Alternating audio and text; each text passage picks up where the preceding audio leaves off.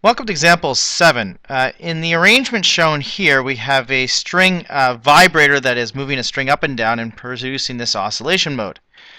We're told that the mass of the object that's hanging here is 5 kilograms. And the vibrator is set into a frequency mode of 150 hertz. So 150 hertz is the frequency of this oscillator. And we see that there are 6 loops that are formed. The length is 2 meters. That's the distance from the pulley to point P. However, in the diagram, point P is not labeled and this distance is not drawn properly. Point P is right here. So let me just change my diagram just a little bit. There you go. Now, in A part, we're looking for what is the linear mass density. Remember, that's the mass per unit length. That's what we're looking for of the chord. And then in B part, we're asked, what would you change the mass to so that you could make just 4 loops instead of 6 loops? Okay, by keeping the frequency of the vibrator the same. Okay, so starting off here. Well, we know the length is 2 meters, and we happen to know the frequency, so I would suppose that we could find the wavelength and then also find the speed.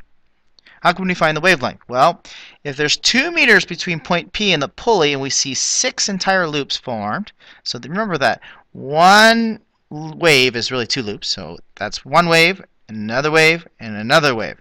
So in this picture, we have 3 lambda that fits in L.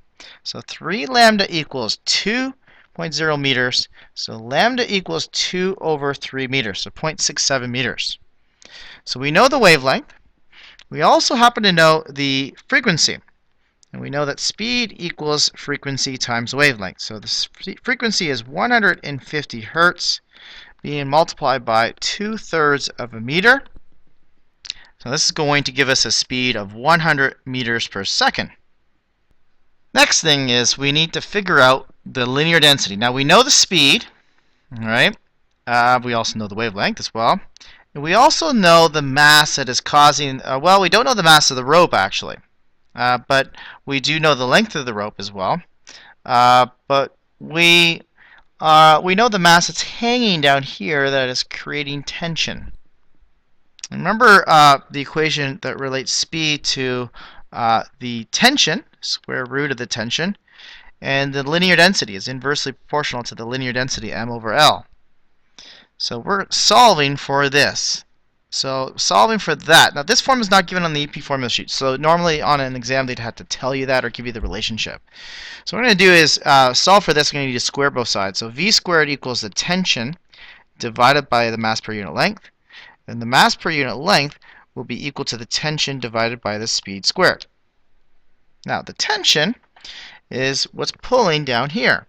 That tension, you have to realize, would be the mass of the object multiplied by g. It's the weight of it.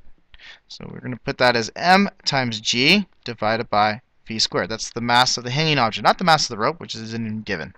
So m over L would be equal to the mass of the hanging object, which is 5 kilograms, multiplied by g, 9.8 meters per second squared, divided by the speed of the string waves, which is 100 meters per second, quantity squared.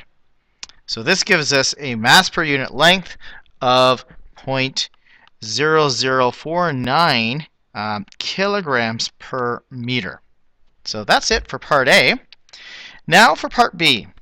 Part B is we want to change this pattern so we see only 4 loops. So the key in this part is to realize what doesn't change from our initial condition to our final condition.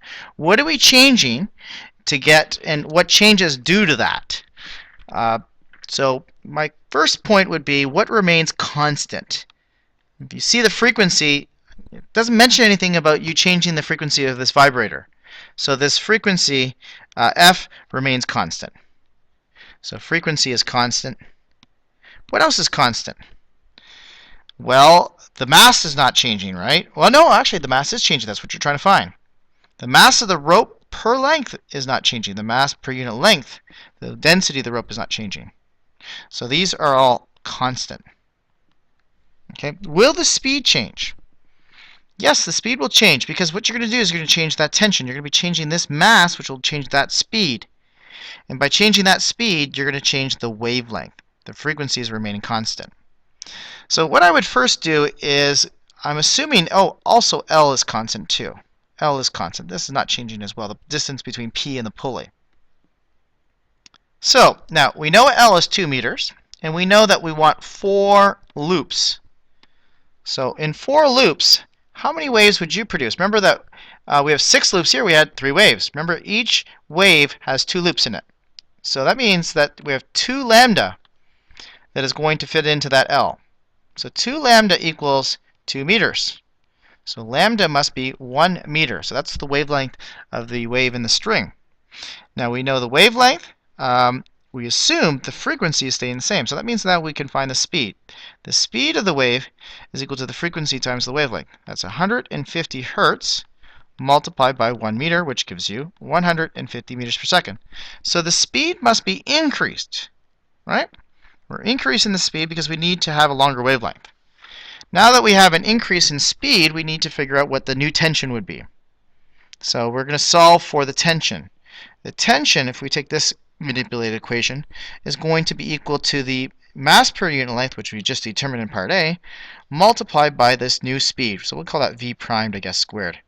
And so now, and this we can call lambda primed if you want as well. So substituting in here, we're going to get 110.25 newtons. And then to find this new mass, we can call that, that's not the m prime there. This is the mass of that's hanging. This is the mass of the string, by the way. So let's not confuse these two m's. So we'll call that m prime, all right, would be equal to the tension divided by g. Because remember, tension is equal to mg. So new tension, by the way. So we can call that new tension, I suppose, over here as well. So that's going to be 110.25 newtons divided by 9.8 meters per second squared, which gives you an answer about 11.25 kilograms. So you would need to increase the weight to about 11.25 kilograms to cause 4 loops to perfectly fit within that configuration. Okay, and that's it for this example.